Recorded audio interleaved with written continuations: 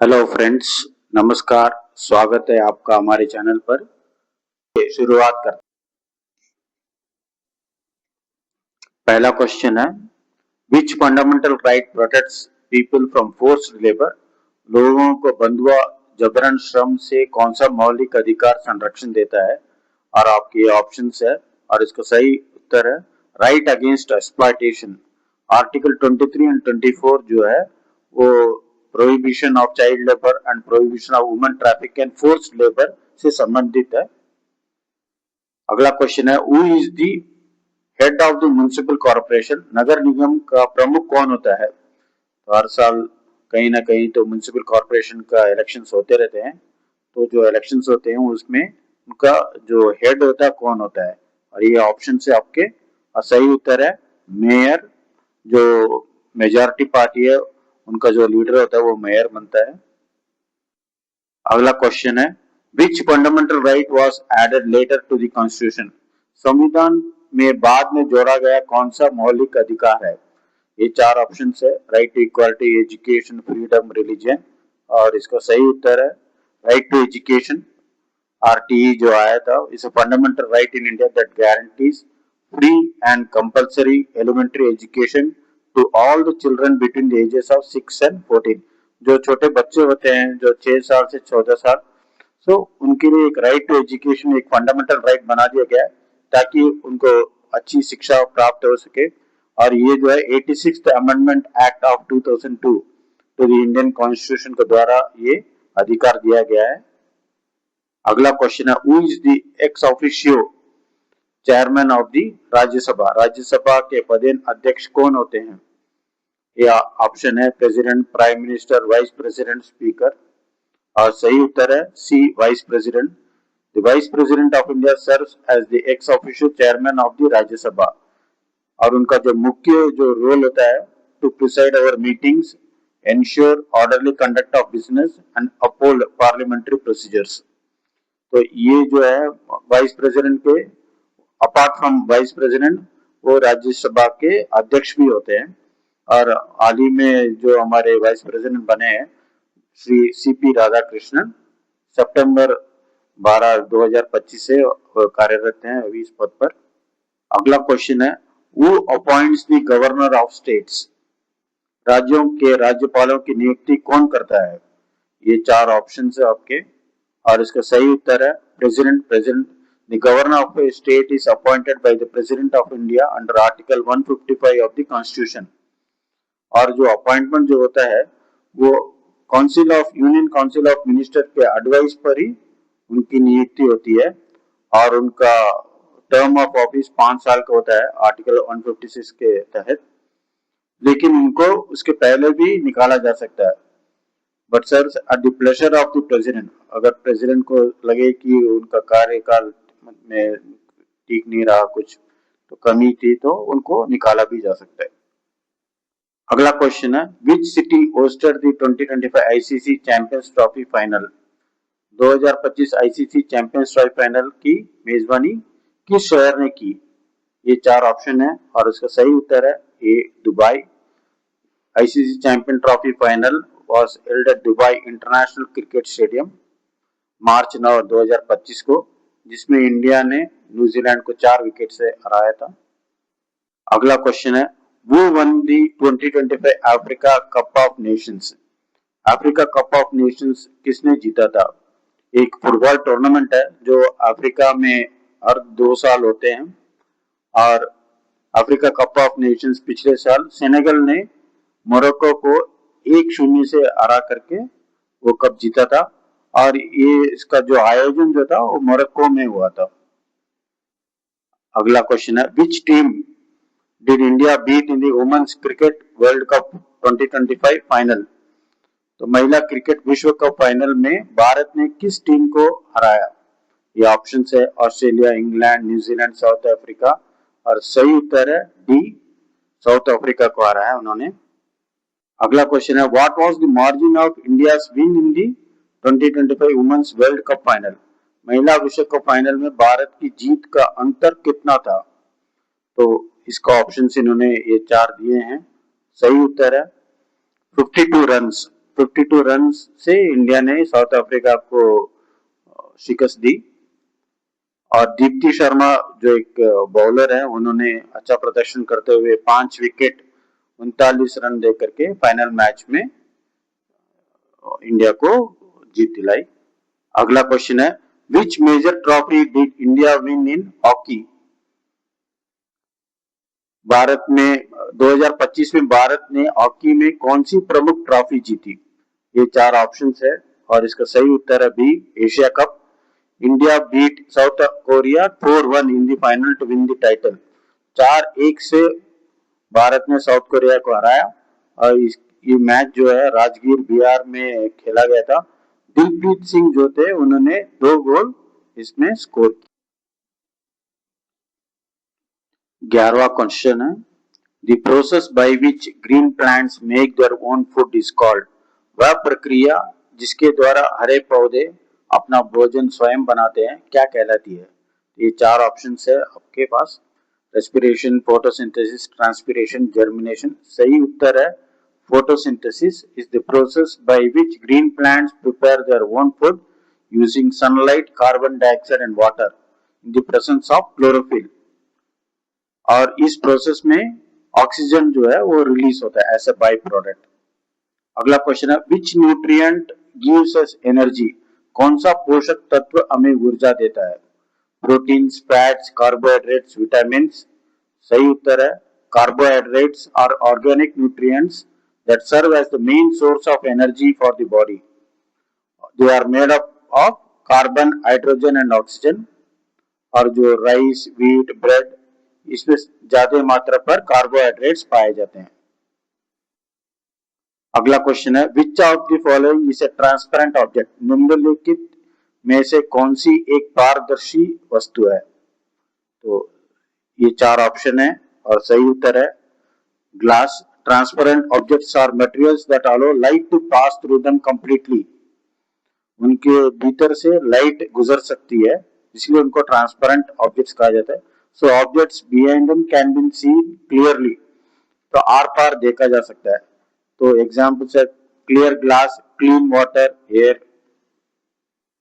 अगला प्रश्न है, which of the following is an insect. निम्नलिखित में से कौन सा एक कीट है? तो ये तो आसान है, आप 4 ऑप्शन है इसमें, फ्रॉग, स्नेक, एंट, फिश। सही उत्तर है ant. An insect is a small animal belonging to the class insecta.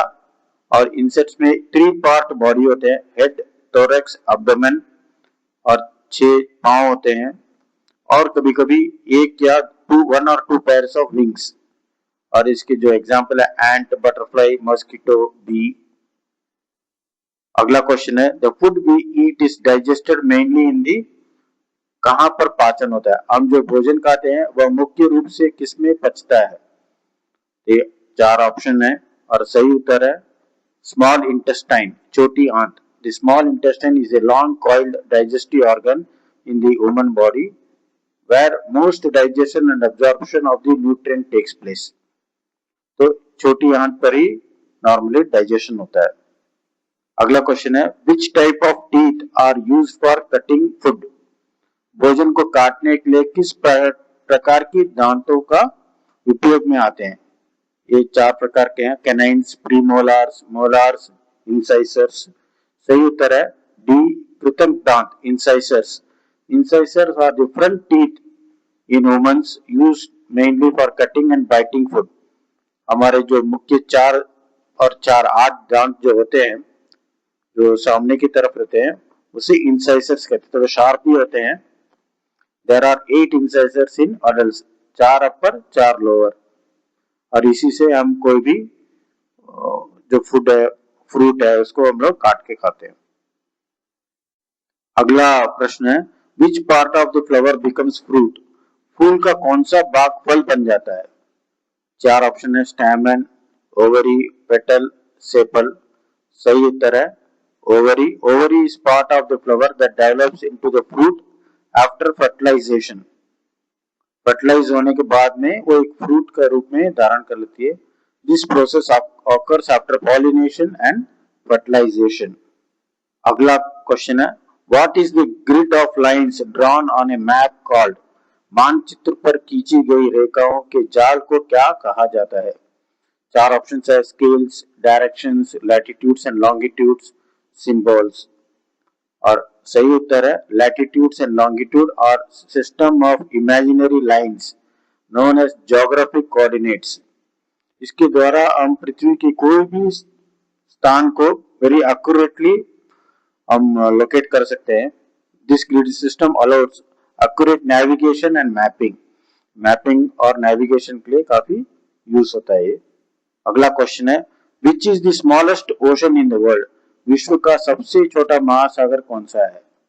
और इसका सही उत्तर है C, Arctic ocean is the smallest and shallowest ocean in the world, located around the North Pole and is surrounded by North America, Europe and Asia, mostly covered with ice throughout the year. अगला question है, which river flows through Egypt? मिस्र से होकर कौन सी नदी बहती है? Amazon तो साउथ अमेरिका में, नाइल, टिग्रिस, यांगटेस।